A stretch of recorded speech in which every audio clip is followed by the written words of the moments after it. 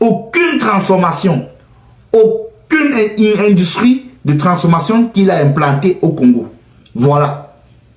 La dette congolaise a augmenté.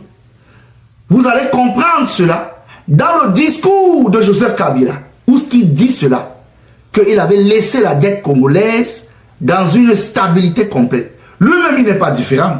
Parce que lui-même, il a laissé le peuple congolais dans la famine, dans le désespoir. Et il y avait toujours cette histoire de 1-23 quand il était là.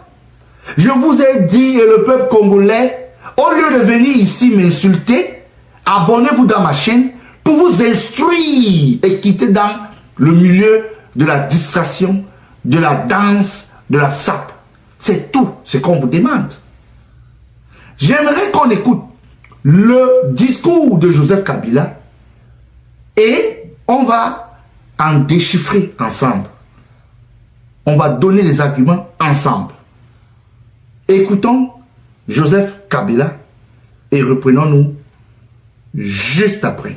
Mes chers compatriotes, vu l'importance stratégique de notre pays et le rôle qu'il est appelé à jouer, j'avais, de l'avènement au pouvoir du chef de l'État actuel, conclu avec lui un accord donnant naissance à la coalition entre nos forces politiques respectives.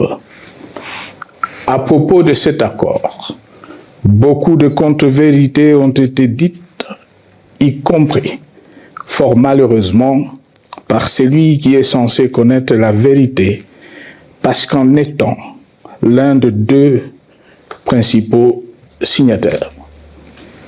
En attendant qu'au moment opportun, la vérité soit rétablie, preuve irréfutable à l'appui, permettez-moi pour l'instant d'affirmer qu'en ce qui me concerne, la conclusion de cet accord n'avait pour seule motivation que l'intérêt supérieur de la nation.